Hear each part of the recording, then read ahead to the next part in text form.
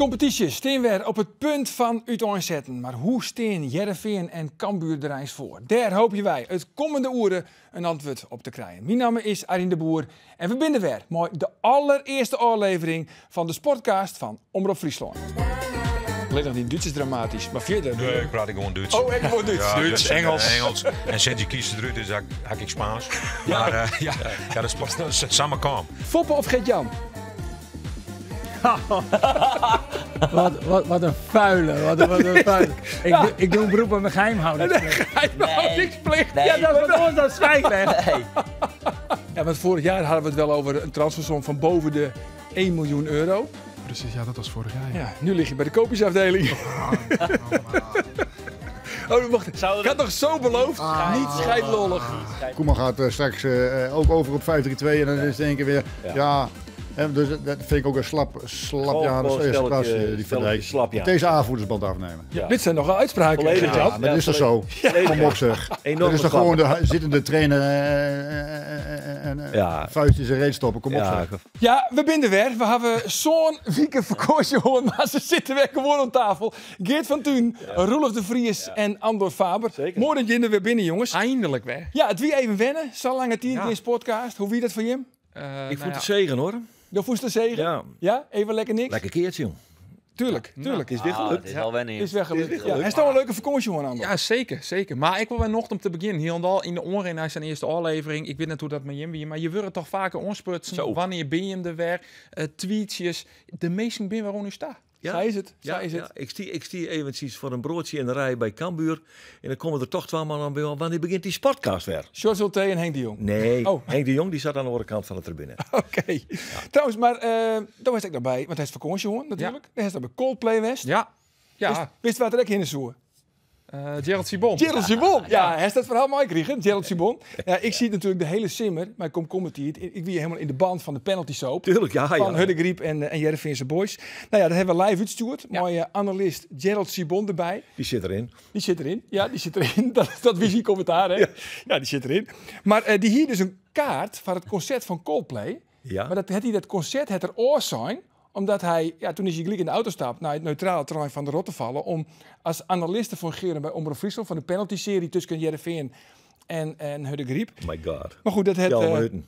Nou, 2,5 minuut. Het voorprogramma van Coldplay wie nooit wanden. Maar goed.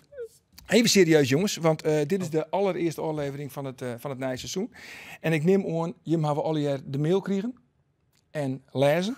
Want we mooien net meer scheidlollige filmpjes gaan laten. Het moet hier in de podcast vooral gaan over sport, over voetbal. Gelukkig is het grootste pad van deze succesvolle formule wel intact blijven. Maar bijvoorbeeld praat bij de koffieautomaat, dat doen we net meer, Geert. Ik zie het net een seconde mis, Arjen. Nee. Of mensen moeten ook massaal mailen naar sport@omroepfriesland.nl. Wat ze vooral wel. Ja, en dan beginnen we de weer mooi, want onze ruggengraat is lieke flexibel als die van een lekker bekje. Geert, dan volgens Maar Cambuur... opiniepeiler ik niet meer? Opiniepeiler ik net meer. Nee, zeker net. Nee, Oh. alleen nog maar over voetbal. En Dan zal ik even een pijl. Maar alleen nog maar inhoudelijk wezen. Alleen nog inhoudelijk. Ja. in die filmpjes van vriend Heer, zeg ik maar zeggen. Ja, dat is de opiniepeiler. Dat dat erop plakt. Ja, dat hier Ik erop gaat volstrekt nog niet voorbij. Hey, Prima. Geert, dan volgens Cambuur altijd op voet. Geert? Ja. Ja, ik neem aan, daar is alle oefenwedstrijden zien van Cambuur. Nee, wie het maar weer. Maar want de planning van George TV zat zodanig dat ik zie te presenteren als hij begon te voetballen. Oh, Dus ik heb mij, en ik mag nog één keer keert nemen, maar dat is een context. Ik volg dus Teke Triemstra in zijn jacht op het puntenklassement. Dat slagen net in Minneskeer, dat slagen net in Dokkum, want ik hier er eerst omlopen hoor. Toen ben ik in Dokkum in de auto sprongen naar de wedstrijd Cambuur Heracles. Correct reden op tijd. Die heb ik jongen. En ik ben mijn Andor eventjes bij de wedstrijd Sint-Belgische Vreunwest. oké. Dus dat is wel bij Steert. Ik heb redelijk zicht en ik heb na de wedstrijd, want dat is in Heracles, heb ik Charles zijn. Ik zei, hij is me toch wel prettig verrast. Oké, Ik vond het leuk. mooi zo. Nou, Ja. let ik dan... En hoe reageerde George T daarop?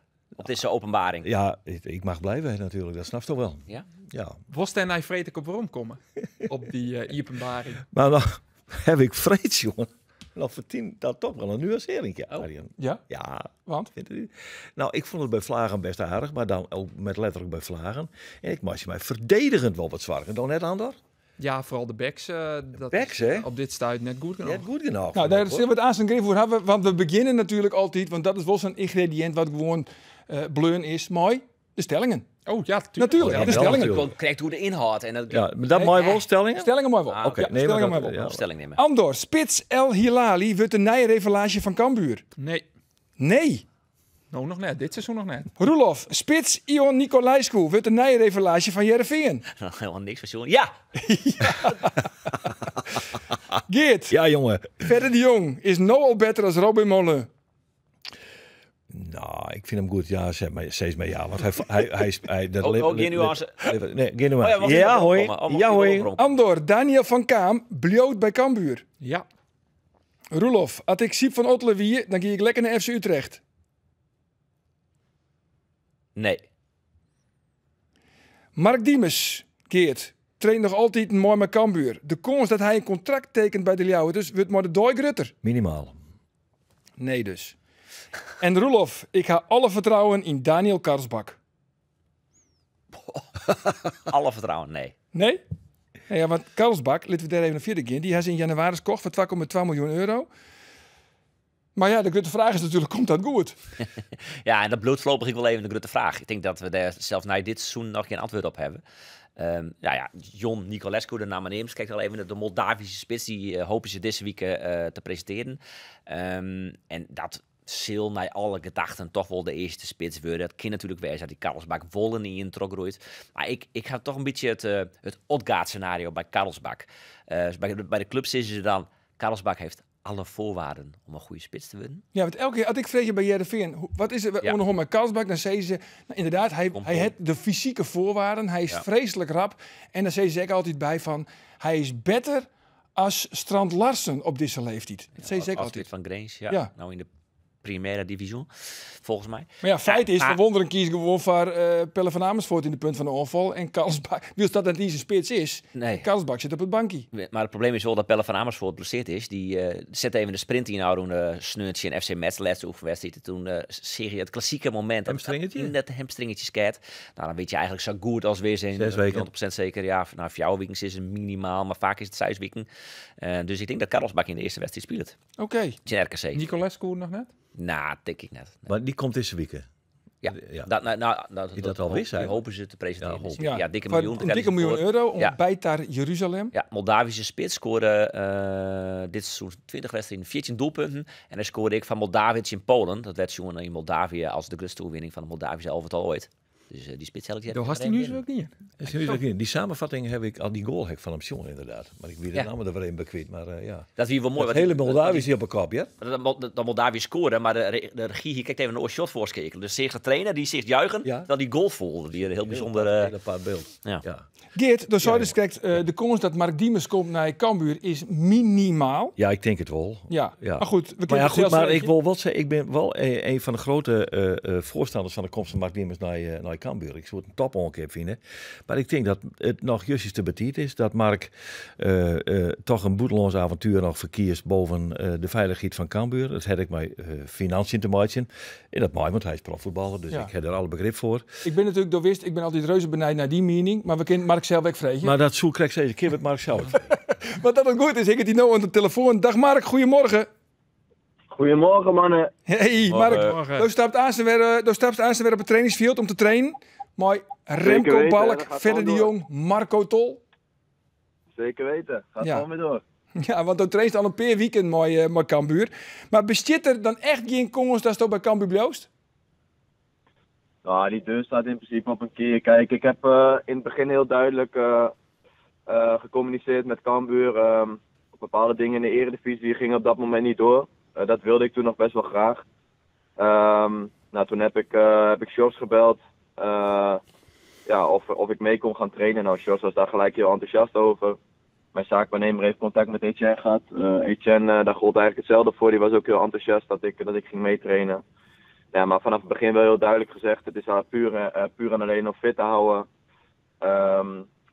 Zeker in de eerste periode. Je weet nooit wat er daarna gebeurt natuurlijk. Ik heb geen glazen bol. Dus wat dat betreft, dat weet je natuurlijk nooit. Alleen, ja, heel duidelijk geweest. En tot nu toe is dat eigenlijk nog steeds precies hetzelfde. Dus ja, ik train mee. Ik vind het hartstikke leuk en lekker om met die jongens mee te trainen. En de jongens en de trainers en iedereen is blij dat ik er ook ben. Dus dat is eigenlijk win-win van beide kanten. Ja, maar er wie toch interesse van Vitesse, PEC Zwolle. Hoe concreet wie dat dan?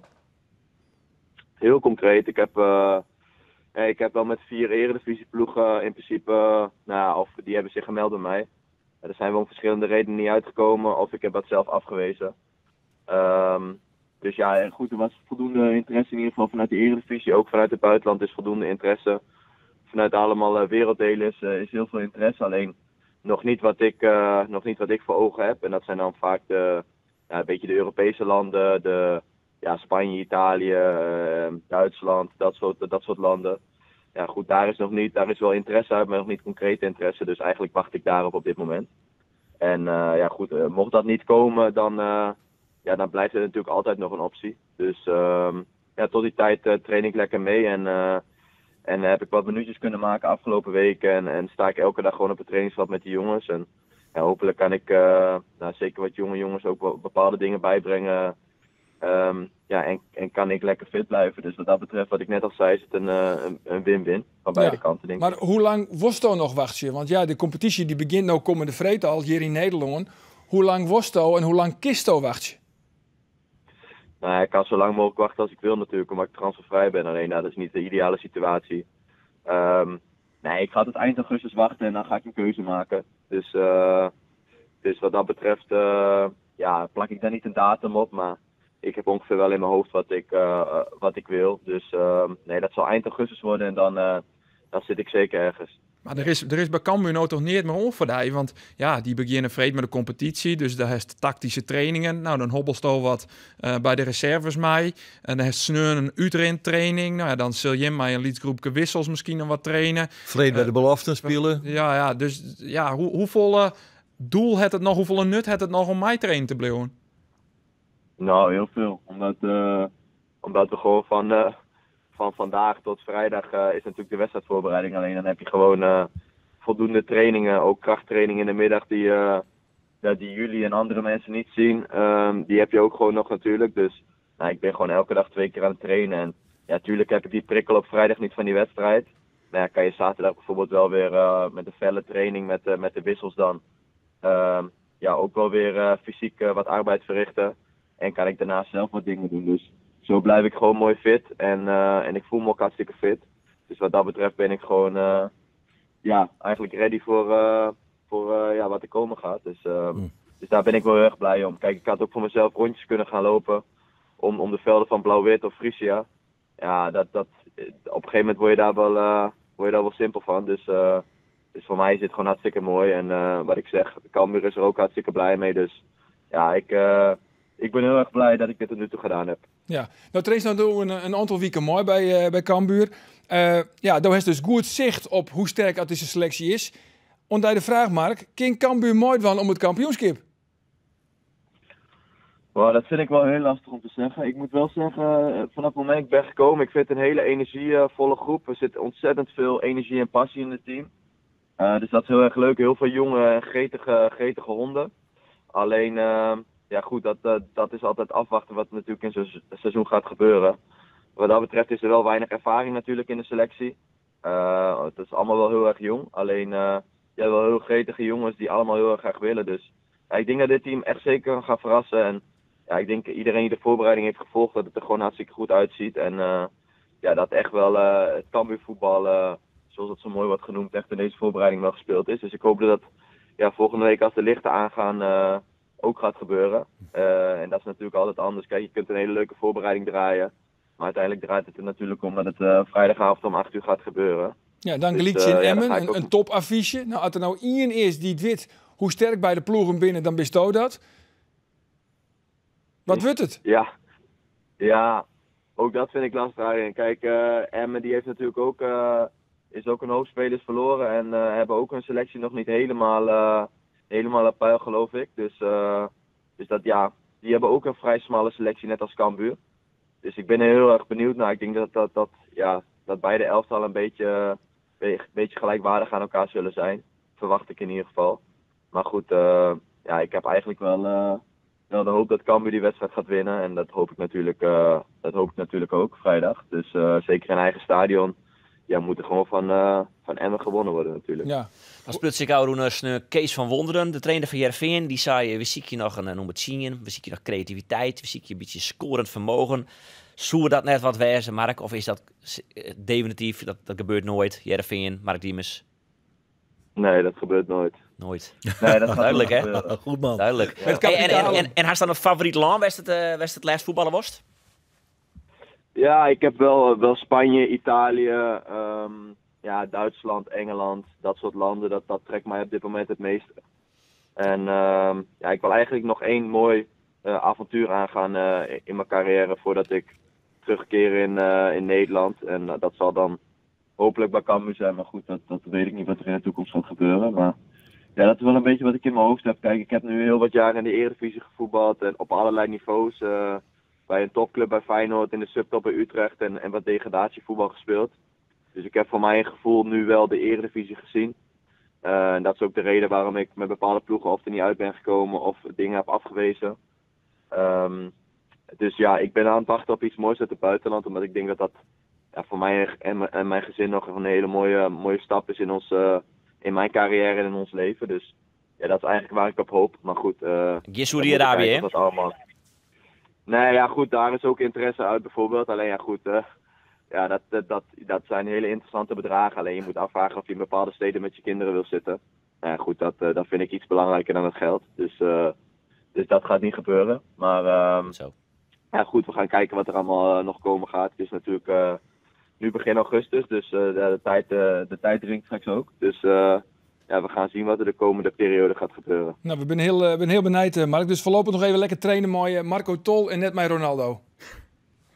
Nee. Het zijn keuzes, hè? Het zijn gewoon keuzes. Ja, het zijn keuzes, hoor. Maar dat is ook... Marco Tol is een topgozer. Dus wat dat betreft is het hartstikke leuk om met die te trainen. Okay. Maar wacht even, jongens. Want Jim Litten maakt nou net geen, toch? Want Jim weet al je wat er gebeurd is in zijn lippen.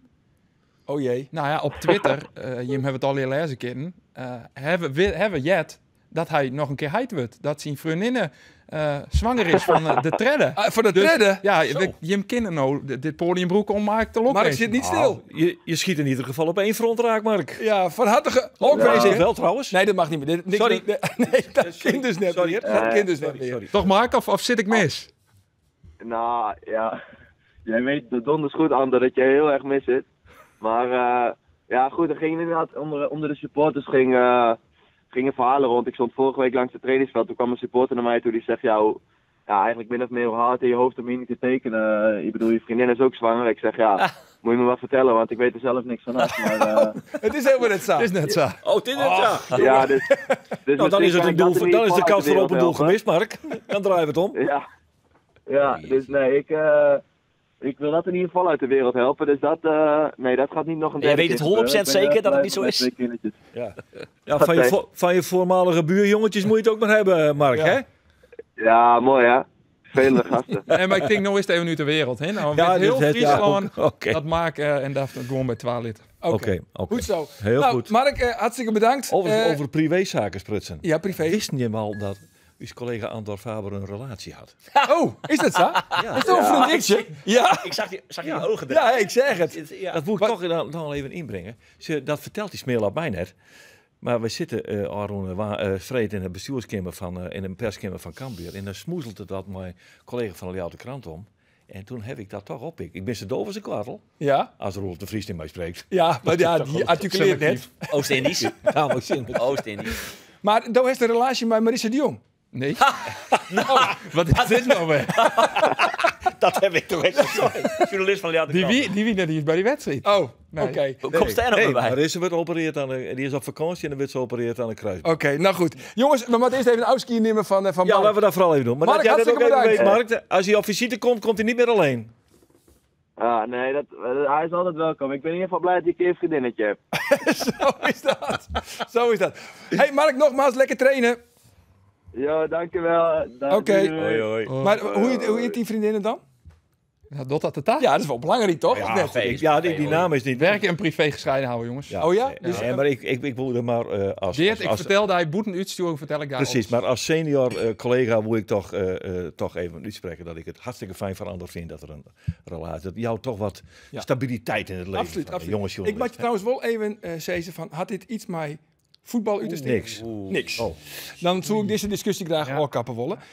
Jongens, even waarom dan naar jij, Rolof. Oer inhoudsplutsen. Oer inhoudsplutsen, Mooi, ja toch? Mooi bruggetje. Want hier niet kijkt oer Ion Nicolaescu, die komt dus Ja. voor 1 miljoen euro. Want Dikke Heerenveen kan dus nou echt wat investeren, want er is heel binnenkamer. Ja, iets. Toch? Iets Nou ja, iets. Milan van Ewijk is Van verkocht. Ewijk toch? Ja, maar die is van 4 miljoen euro verkocht. Maar, Rond 4 miljoen, dan komen nog wat bonussen bij. Ja, wat ik nog wat naar ADO denk? er mag toch wat naar 8 ADO. ton, meende ik. Maar dat had ze wel toedienen, hè, want ze hebben dan het bedrag wat leger maken en het trofkeeppercentage als Van Ewijk bij Coventry City werd verkocht wordt, wat heger maken, zodat ze er wat minder yield om ADO Den Haag terug hoeven te gaan.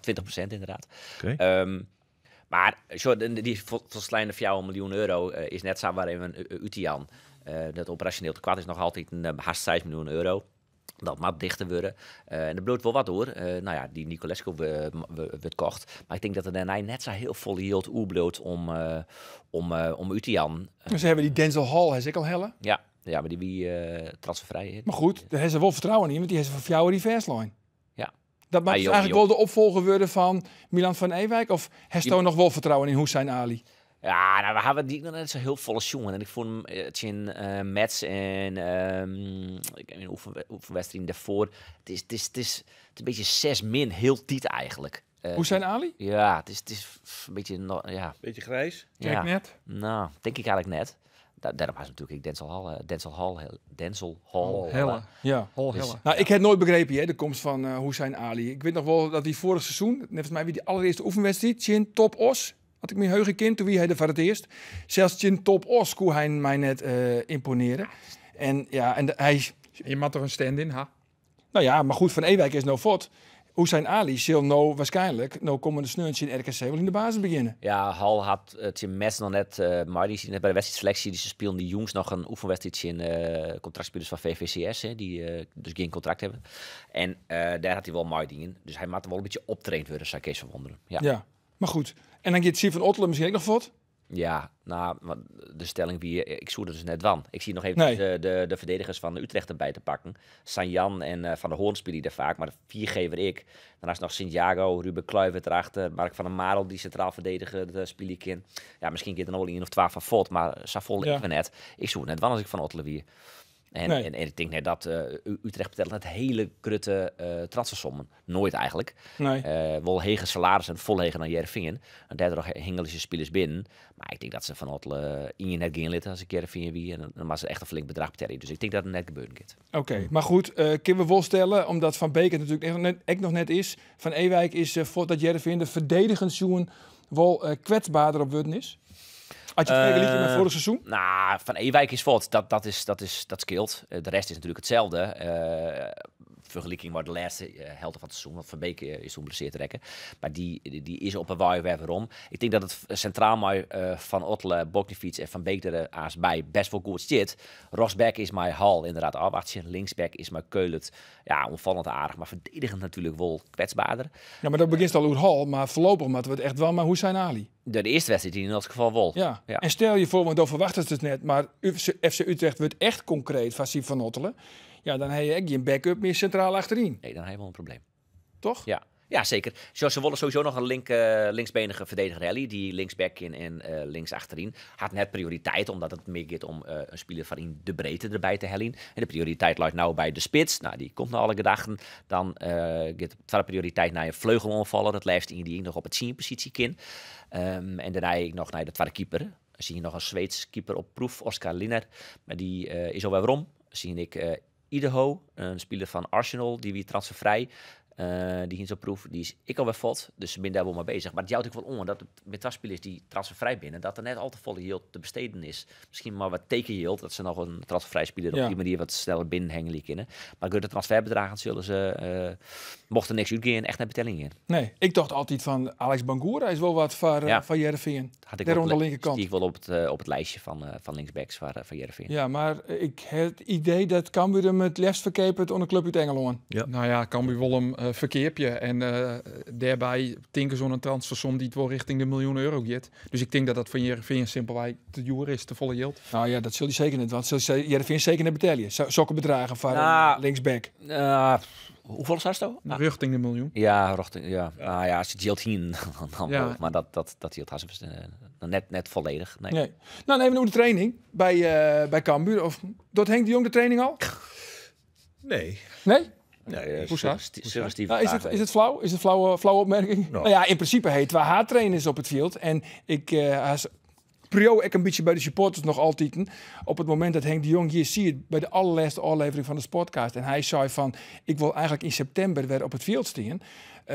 Nou ja, er komt aan wel een situatie waarvan je zegt kinderen van dat zo wel eens problemen Stop. De naaie onvierder van Cambuur, die wil je wel wat hoe kwijt. Daniel van Kaam, die wil je wel wat hoe sissen. Want Todos dus, wat een heel soort supporters doggen.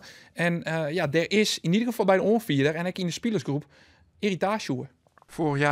Vorig seizoen merkte hij ook dat er wel negativiteit in de groep zat. Daar heeft de trainer en de technisch directeur ook van gezegd, dat moet eruit. Daar moeten we streep onder zetten. Merk je dat die negativiteit verdwenen is? Ja, alleen ik vind het wel, vind ik ook wel eens vervelend dat dan meteen nu, bijvoorbeeld ook na 1 tegengoal nog gelijk weer Henk de Jong wordt geroepen.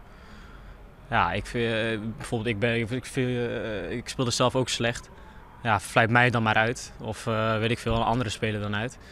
Maar ja, je mag tegen mij alles zeggen, maar ik vind het een beetje oneerlijk om dan meteen gelijk weer Henk de Jong te roepen. Kijk, alle respect. Ik kan prima werken met Henk de Jong en laat dat duidelijk zijn. Ik heb ook alle respect ervoor, maar ik vind het een beetje onnodig en dat brengt denk ik ook negatieve, terug naar jouw vraag dan, energie. Ja, waarom zou je dat gelijk gaan roepen? Dus ik wil ook best wel met die supporters in gesprek gaan om dan te vragen wat daar de reden achter ligt. Maar terug naar ons bij de groep. Ja, daar is wel de focus op gelegd inderdaad. Ja, ik denk dat het ook keihard wordt afgestraft als bepaalde jongens niet aan die normen aanhouden.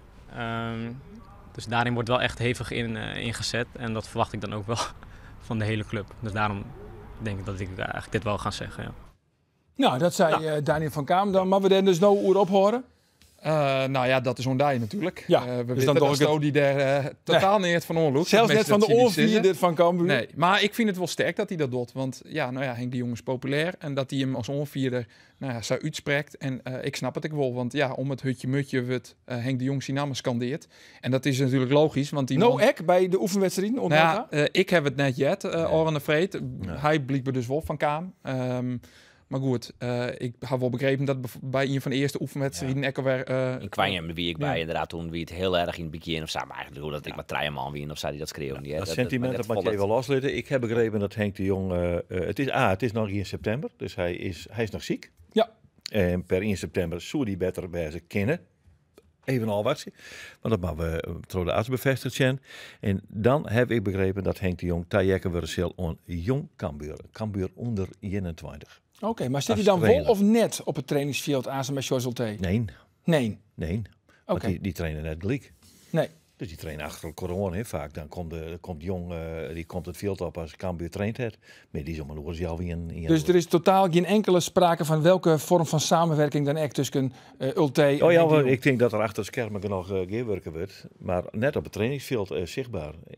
Henk, dat is mijn informatie, dat Henk naar Jong Cambuur gaat. Oké, en is dat logisch eigenlijk? Nou dat vind ik eigenlijk wel logisch, want er is een contract met Ulte. Die heeft een contract getekend als hoofdtrainer. Hij is hoofdtrainer. Waarom moet je dan nou ongezien Henk de Jong daar weer voorgooien? Die weliswaar ook een contract had. Maar ja, die ook weet wat de geschiedenis is. En daarvoor is wel Theo onlussen. Dus ja, ik vind het wel logisch. Ja, maar je zou niks zeggen, kinderen, van we moet je echt gebroek van de kunde en de kennis van Henk de Jong. Ja, maar natuurlijk gebeurt dat. Dat soort te gek weer dat het net gebeurt. Henk de Jong kan toch heel nuttig wezen zonder dat hij alle dagen op het veld zit. Maar Henk de Jong had echt duidelijk gewoon dat hij net onder Ulte trainer wezen wil. Nou, dan sluit hij zelf door. Want Ulte zei, ik ben hier de hoofdtrainer. En dat hij gelijk heeft. Dus. Hij had trouwens zijn eerste wedstrijd alweer coach, hè, Henk de Jong. Weet je hem dat wel? Oh jee. Er komt een flauwe grap hoor. Nee, dit is bloedserieus. Maar klopt dit wel? Want ze krijgt maar die informatie mooi. Nee, maar dat wie uiteindelijk Mark Diem. Mijn doel om dat u te verwachten hebben. Maar dit klopt het wel. Hij had verleden weken een wedstrijd coach op Vlieland. Want daar had je alle jaren een wedstrijd tussen het personeel, zeg maar uit het dorp van de familie Houter, die een heel soort bedrijven in Oost-Vlieland. En daar heeft het personeel van Kapeerterrein Stortemelk. En elk jaar speelde die een oefenwedstrijd in elkaar. Verleden weken had Henk de Jong als coach van het dorp, zeg maar, in Actiewest, Tien Stortemelk, Woffelen. Dus Stortemelk wie te sterk? Stortemelk wie te sterk. Dus Stortemelk is goed hoor. Is goed. Stortemelk uit. Altijd. Nee, maar wie het bij Stortemelk? Nee, het wie neutraal terrein. Oh, dus neutraal de terrein. camping en het dorp in. Er is maar één voetbalveld. Ja, er is maar eens en op dat voetbalveld weer. Maar toen had hij dus coach. Dus hij is wel stadig gewoon. Hij komt heel Jawel, maar ik heb jongen in. Hij ziet er goed uit. Het ziet er gewoon heel goed uit. En hoop ik van harte dat die jongen weer terugwerken kan in zijn carrière. Maar hij had wat Cambuur onbelangrijk even nemen. Het is heel gevaarlijk, hè? Want stel nou dat de druk op Jos Ulte zodanig wordt aast. Al die een beetje natte vingerwerk. Maar stel dat. En Jos Ulte get valt. Maar misschien ik wel om een oren reden. Misschien belt Erik ten Hag wel, de kind die goed maai en die was ziek een assistent trainer, Jos Ulte die in Manchester United. Al je van zulke soort theorieën. Dus dan maat Art de Graaf, want ja, dan ropt heel Cambuur en Ljouwert natuurlijk voor Henk de Jong. Maar Henk de Jong kan op dit stuit net haattrainer wezen van Cambuur, want Safir is hij nog net qua Soens. Dus dat weet ik niet. Nou, dat had hij zelf wel, jongen. In september. Ja, dus nou net. Nee, maar stel dat het nou gebeurt. Wanneer moet Ulte dan voortgaan dat Henk net geschikt was om dat net te doen? Dat is dan heel goed een kwestie van 3 weken. Ja. Ja. Maar dat kist toch opvangen. En dan nog is het al wachten hoe 4 die in september is natuurlijk. Ja, maar dat is absoluut de vraag. Hey jongens, we hebben het doors. Want we hebben een klacht gekregen. We krijgen zomaar eer. En Jim Witte, als wij een klacht krijgen, dan nemen we dat serieus. Ja, nemen we wel serieus. Ja, dat nemen we serieus. Ja. Want onder het begin van vorig seizoen moesten wij Olivier Versissings doen. Misschien kist jullie dat nog heugen. Daar waar hij vregen van waar wordt de kampioen. Ja, ik zie er weer flagrant naar huis. Ja, daar waar hij vregen waar degradeert er, waar wordt de topscorer, waar wordt de Champions League. Ik heb alles fout. Ik weet nog één dag nee, ik heb zo'n Bayern München met de Champions League. Oké, nou ja, dat wie fout dus. Dat wie Manchester City. Ja. Maar eigenlijk is het toch knap dat het wist, want eigenlijk we komen er eigenlijk nooit op waarom. Wie dat net de Nostradamus Cup? Ja, wie de Nostradamus Cup. Ja. En nou goed, ja, dan hebben we even kongosje, dan lieten we het lezen, dan laat het ergens in een la. Een alerte Sjogger Harker die u daarop wiest. Precies. Dus hebben we nou een nieuwe rubriek. Een nieuwe rubriek. Oh. Maar denk nou om die rubriek. Ik komt even op waarom op die Nostradamus. Nee, maar die ben voor Roelof ook best. Ik ga de uitslag van de Nostradamus Cup hier familiezen. Hessefoen, toch nog. In de krochten van het bedrijf. Zullen we daar even op het einde van de uitzending even op waarom komen? Mooie teaser. Want dan hebben we nou echt tijd voor de nieuwe rubriek. Zo. En dan doen we eigenlijk gewoon één versissing. En die stel ik nou voor deze, ik ken van je hem alle 3 wezen, maar deze week is hij speciaal voor Roelof.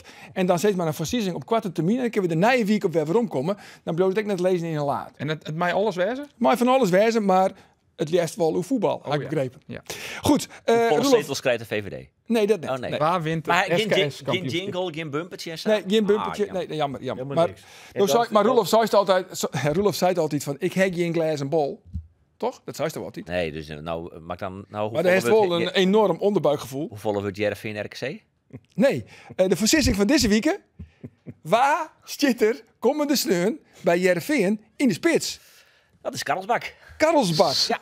Ik schreeuw het op. Hij wordt noteerd. Nijwieken. Wat een inhoudelijke vraag, hè? Ja, voetbal gerelateerd. Ja. Voetbal gerelateerd. En dat mat ik. Want oors werden we weer toch de haatredacteur op de vinger stikt. Dan naar... de spits van Cambuur, El Hilali. Ik hier de vraag, want hij stelt net mij. El Hilali. Wordt dat de revelatie van het komend seizoen? Nou, het wordt in ieder geval net de spits. El Hilali die het zelfs in Holle om als onvallende middenvelder spelen te gaan. Hij komt van AC Milan, hè? Ja, klopt het.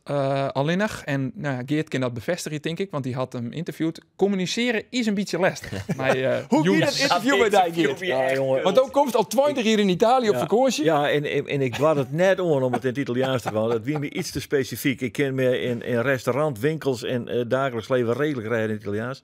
Maar dit wordt het te specifiek. Dus er wie een man bij, die komt uit, waar kwam die wel uit? Bariel ook, al jarenlang heel oud, voetbaltech in die senioren, hoe heet dat? Dat walking voetbal en zo. Nou, fijn. Die koer dan goed Italiaans. Ja, die koer is net zo geweldig Nederland, wat ik zei. Nou, er staat Lulletje Rozenwater natuurlijk weer bij. Vorig jaar had ik die Portugese keeper die ik João Virginia. Trouwens, die heeft een nieuw contract tekenen, hè? Is dat? Ja, contract verlengd bij Everton. Bij Everton? Ja. Oké. Nou, het is een pak je toch weer mee. Ja, mooi farm. Dus ik sta daar weer op dat veld, maar in de sectie die jongen kan het in het Engels. Can we do this in the English language? Yes. Nou, hij zegt nee, liever niet. Nee? No. Nee, dat doe ik niet. Nee, dat doe ik niet.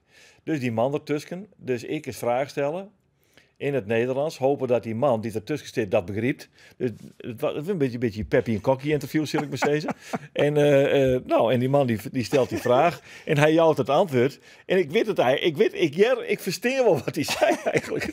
Godverdorie, maar die man dat weer vertalen. Ik word een gek, jongen. Maar het hele interview zit bij ons op een website inderdaad. Echt weer, Google je even El Hilali. Ja, en het is echt geweldig. En toen is er niks bij. Maar toen dacht ik van, dit is echt wel hilarisch. En toen heb ik dat, ik leer het echt steen. En ik heb voor de radio wel monteerd, moet ik zeggen. Ja. Ik het even in een comprust. Maar de grote vraag is natuurlijk, hoe goed is deze El Hilali? Ja, nou ja. Jeugdexponent van AC Milan. Ja, nou ja, ik weet het net. Ik heb jongen in Heracles, toen had hij spelen. Ik vond hem niet opvallend, wat ik eerlijk zeggen. Dus ja, dat is voor mij een groot vraagteken. Ja, ik heb hem Vreed jongen, want Vreed speelde de belofte. Nou, dan bij de belofte. Ik heb nog een helft jongen. Hij zit nota aan de boetenkant van de onval. Mij dus, omdat het is nog lastig communiceren met hem. Hij begreep nog net een heel soort. Dus dan is het lastig om op het middenveld te staan. Waar je een belangrijke positie haak in de druk zetten. Dus hij maakt hem in eerste instantie rugtje op de boetenposities. Hij is heel doelgericht. Hij is heel gauw dat hij ruimte ziet voor een schot. Die ruimte zelfs creëert. Dus er zit wel echt wat in. Ja. Maar deze jongen die het nodig. Dus ja. Hij zal invallen de komende weken. Hij is heel dan net in beeld voor de spitspositie. Want dat ben in principe Ulrikes en Milan Smit. Ja. Dus deze jongen moet geduld hebben. Ja, en Ulrikes bloot gewoon trouwens, jongens. Ulrikes die bloot gewoon. Dat verwacht ik wel. Ja? Oké. Ja, er weer wel sprake van dat hij misschien de Denemarken en Scandinavische competitie leuk, maar hij had ik een Nederlandse vriend. Ja. Hij wil helemaal net vod. Oké, is die ex zwanger of net? Ja, je weet het niet. Op Twitter misschien wel. Op Twitter net. Op Twitter misschien wel. Ja, want wat mij wel opvalt is Etienne Rijnen, die investeert vooral in jonge spelers. En hij is oorstap van de hierconstructies. Hij leidt zich gewoon langer vast. Remco Balk is nou fastline. Verder de Jong. El Hilali is net mij echt kocht. Ja, klopt. Ja, is kocht. Nou, dat is prima toch eigenlijk. Dat is een goede ontwikkeling. Ja, vind ik wel goed. Maar die El Hilali, ik denk, ik heb wel voetballers, jongen. Dat weer in Heracles zit in een Maidien. Hij is wel doelgericht. En inderdaad, wat anders uit. Ietsje rond op te zitten, hij zit. Oké. En dat is wel iets wat ik wel waardeer. Ja, maar Jim heeft een goed gevoel, jongens.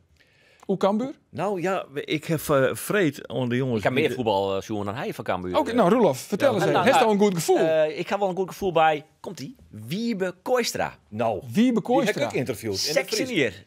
Van de Harkema. En die maakt, hoor. ik had de eerste trouwverwedstrijd in Harkema zijn boys en in SSV Jedalo. Dat wie alle twee net heel vol natuurlijk. Dat is een topaffiche, de sturen we Roelof de Vries op, hoor. Ja, dat wie in de eerste twee. Je hebt al hier op vakantie, wij ploeteren hier terug. En hij maakt indruk, vond ik. Hij is maar sectionier. Ja. Dus hij gaat echt net van begin. Toch mooi dat is toch een heel soort vertrouwen als hij in een bank zit. Want het is hij gaat net dat ik. Dat is goed. Maar als de bank zit er al zo goed is. Nou, hoe goed is dan de basis over? Nee, maar ik ben bij Roelof Iers. Dank je. Als het een voetbal is, zoals het denkt. Leuk spelletje. Dat is een echte. Ja. Toch nog Arjen van der Heijden ooit ik toen die op 15 jaar geleden. Ja, dat is weer. Zijn debuut maken onder Jurgen Streppel en die verpiet het nou een beetje in Limburg. Ja. Dus je weet het nooit. Nee, precies. Maar goed, dan heeft Jos geïnterviewd. Neem ik gewoon. Ja, zeker. Even Jerre? Ja, ken wel. Tuurlijk. 6 weken voorbereiding is heel leuk, maar ook wel genoeg geweest. Is je ploeg klaar om het op te gaan nemen tegen FC Emmen? En dan volgende week komen we hierop terug naar de wedstrijd. Ja, ik vind dat wij de voorbereiding goed gedaan hebben. Of het goed genoeg is, weet je nooit. Er kan van alles gebeuren in de competitie. Maar als de weken, de trainingen en wedstrijden achter elkaar zet, heb ik een hele goede ontwikkeling gezien. Een hele gretige ploeg, ook vandaag weer. Niet altijd even goed, maar wel echt een team dat vecht, strijdt, naar voren wil. Het Cambuurvoetbal is erin gekomen. Dat was een hele grote missie voor ons na het moeilijke vorig seizoen. Weer op onze manier gaan spelen, zodat mensen het herkennen en het ook leuk vinden. Dat is echt gelukt. En dat zorgt dat we er beter in worden. Ik ben het. In Sjors, wie troost. Dover Goes de vorige laatste podcast van de Sim. Het is al Evelien. Maar de zin in Henk We Trust. In Henk We Trust. Ja, je bent toch journalist? Je gaat dan niet als journalist zeggen in Henk We Trust. Nee. Maar we kunnen het wel hebben over het feit dat de vrouw van Mark Diemers misschien zwanger is. Heeft ik een commentaar op hoor? Die sprak van in Henk We Trust. In Henk We Trust. Ja? Nou ja, Roelof begint er heel vaak oortje mij. En ja, dat. Maar nee. Ik bedoel meer van boeten van mensen die er echt verstand van hebben, bedoel ik meer. Oh nee, eigenlijk niet. Maar het wie toch echt een beetje een gimmick, jongens. En we moeten u zelf. Nee, maar we moeten u zelf net al te serieus nemen. Inhoudelijk. Dat is heel belangrijk. Inhoudelijk. Ik wil nog even zeggen, ik maak me net zo volle zwagen als dat ik wil dienen hoe Cambuur. Oh, dat is mooi. Dat is goed nice. Dat is goed nice. De basis die stiert alleen daarachter is het wat in. Vooral de backposities. We zijn het krijgt. Is het nou heel merger in omdat het Bangura voor het Ja, even Bangura jongens, want. Daniel van Kaam hebben we gekregen, dat is de nieuwe onvierder. Vorig seizoen wie dat nog Alex Bangura. Tweede seizoenshelte. Bij Cambuur gaat men er nog altijd vanuit dat Bangura voortgaat? Ja, en dat is voor Cambuur te hoopje, hoe raar het klinkt. Want Cambuur kan op dit stuit net investeren. Ze kunnen je naar je spelers mee helpen. De kind niet, omdat er gewoon je yield is. Dus Bangura moet wel verkocht worden, zodat er ook nog wat investeerd worden kan in de selectie. Dus ja, het is te hoopje dat dat zo gauw mogelijk gebeurt, zodat ze gauw mogelijk terugkekelen worden kan. En hij is in peteer, maar je speelt wel wat concreets. Ze zijn ook bewust boeten het elftal houden, Arun, Vreed, zijn die Belgen, om geen enkel risico te nemen. Maar hij speelt het komende Vreed Woltje in Emmen? Als hij dan nog Cambuur-speler is, dan denk ik dat hij gewoon speelt. Serie was spelen in de competitie, denk ik. Dan nog even Roelof naar Heerenveen, want daar is het ook bij die laatste oefenwedstrijd in FC Metz. Ja, maar Custodisch zwargen, want Kees van Wonderen. Zullen we eerst even hier naar Kees van Wonderen? Want ik heb het idee... Dat iets maar zwargen. Iets maar zwargen. Kees van Wonderen. Ga je nou een beetje vrolijk het seizoen in eigenlijk? Dat probeer ik wel, ja. Ja. Is dat lastig? Je maakt je soms wel zorgen, omdat je je wil altijd sneller dan dat vaak kan. En je moet soms geduld hebben, wat je niet hebt. Dus dat is soms wel, dat vraagt even een beetje geduld, bij mij ook. Ja. Sta je dan te bonken op de deur van Ferry de Haan? Nee, want wat ik net al zei, slaan de deur en zo. Iedereen wil zo snel als mogelijk en zo goed mogelijk elftal hier zien. En iedereen doet zijn uiterste best. Ik bedoel, daar twijfel ik niet aan. En ik kan bonken wat ik wil, maar dat heeft niet zoveel zin. Nee, dat had niet zin. Je moet net bonken. Nee, maar... Of soms wel. Ja, of soms wel. Nou, dan wel even bonken. Ja? Andor vooral. Op het door van... nee, dat is kijk verkering, Andor. Op het door van Ferry de Haan bonken, doel staat erop. Tuurlijk. Ja. Oké, wel voetbal inhoudelijk. Ja. Maar hij maakt het hem zo'n lichtelijk zorgen. Ja. En ik snap dat ik. Ja. Want, Max Stodisch vargen. Nou ja, eigenlijk wel. Ja. Want het gevaar van Heerenveen moet vooral komen via Sarawi. Dat is bij far de allerbeste, meest talentvolle speler in de hele selectie. Ja. Dat gevaar komt al van de linkerkant. Ik zou zeggen, als ik chinstander wie, zet hij 2 mannen op dubbele mandekking. Dat gaat gebeuren hoor. En dat gaat gebeuren. Er wordt mooi staffeld. Als die in voorbij is, dit het tweede kleer. Ja, maar je maakt een zwaartje van variatie. En ik vind zelf eigenlijk dat Jay Nunnally op de rechterkant. Maar... die is er eigenlijk nog net. Nee, maar die Nunnally, dat is toch eigenlijk meer een aanvaller dan een verdediger, of niet? Ja, en Nunnally zit op een rechtsboek. Zit ik in aanval? Oh nee, ik ben in de war. Ja, sorry. Nee, want Jay Nunnally zit op een rechtskant. Sorry, maar die is er. Maar waarom komt er niks voor je dan? Is die zo slecht? Nunnally is natuurlijk in de winterstapkamer nadat hij dik hier uitschakelen wedstrijd naar een cruisebaan. Dus die komt en dan hoop je dat hij misschien wel wat verder is. Dat is hij dan net. Hij liet het net zien, maar hij maakt het nou wel zien litten. Ik in de tariening en ik denk dat ze bij Heerenveen intussen ik wel een beetje de conclusie al staan gewoon dat het misschien wel zijn top is. Dat hij net, maar je hoopt natuurlijk dat omdat hij zo lang uitschakelen wedstrijd dat hij nog wel eventjes wat meer. Ik bedoelde eigenlijk meer op die Keuler. Ik heb het van naam trouwens gehoord. Dat is toch niet een echte verdediger al wel? Nee. Dat is. Ken die dan die rechter op die rechter? Ik vind hem in een 4-3-2 een hele leuke linksback. En in een 4-3-3 vind ik hem kwetsbaarder als verdediger. Maar die combinatie Keulen-Saarlouis vind ik wel dat er in het wel onvallend vooral wel heel erg lekker. Maar je zoekt echt nog Keulen, natuurlijk. Maar dan maak je weer een alternatief zietje aan de linkerkant. Ja. Dan zoekt Keulen naar de Jos Boetentak. Ja, dat had hij niet keer in, maar dat was net echt een succes. Ja, dat was net kin, maar... Maar nou wil je het al eerst bepraten, Roelof. Ja. Maar hoe zijn Ali en Van Otter die het misschien voortgeeft. Jane Nunnally die net goed genoeg is. Karelsbak die het waarschijnlijk in de punt van de onversteermaat. Maar ja, het alle voorwaarden. Het alle voorwaarden, maar bij gebrek aan beter. Dan komt nou de vraag. Maak een Stodie al een beetje zwargen? Ja, ik wel. Een beetje, ja. Een beetje? Ja, een beetje. Als dat begon antwoord, hè? En uiteindelijk ben ze gedegradeerd. Oh jee. Maar als nou gewoon naar de selectie, naar de basisshows, dan ben je dan heel erg Van Hooijdonk en Van Ewijk Vod. Dus dat valt dan eigenlijk wel een beetje mooi. Maar ben je wel een hele belangrijke positie. Dus nop het weer, nou, rechtsback. Als just hoe volle er bij Van Ewijk voortkwamen en hoe volle doelpunt Van Hooijdonk maken. En de just nou inderdaad dat een Nunnally dus blijkbaar net goed genoeg is. Timossi die mij voort. Karelsbak is nog net goed genoeg. Wat is er met die scouting onderhand bij Jereveen?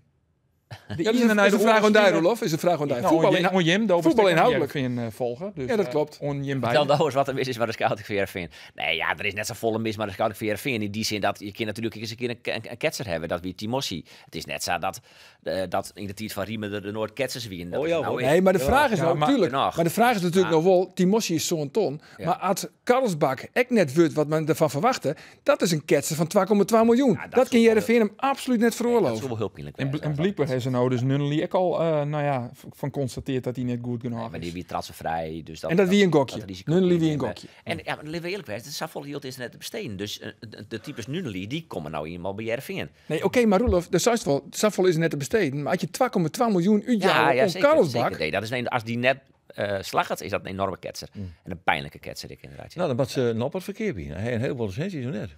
Ja, nou, dat speelt natuurlijk ik nog altijd. Hing het altijd boppen de merk. Ik hing een titel in een interview met hem. En ik hier wat oren over hem. En dan zei hij, stuur me dat linkje nog even. Toen zei ik van, nou ja, West nou zelf graag naar Tavolle wat voor competitie. Nou, Italië, hè, daar had hij al een keer zittend. Ik heb wel contact met Koen Brak, die is een spelersmakelaar. Ik in Italië, die zei... in Italië is hij heel erg geliefd. Dus hoe die samen naar hinnen kennen. Toen zei ik zei alsjeblieft net naar de zandbak. Nederland kon net naar Saudi-Arabië. Ik zei, nou ja, als ik een heel krijg, dan pak ik hem. Nou ja, dat snap ik wel. Saudi-Arabië is natuurlijk een heel fout land. Dus zei ik hem nog even een linkje van Amnesty International thuisstuurd. Ik weet niet of dat alweer wat... Zo keurig. Gaat, maar, want we hebben natuurlijk wel journalistiek onafhankelijk. Hè? Maar goed, Roelof. Voel wel een beetje stil, hè? Ja, het voelt stil.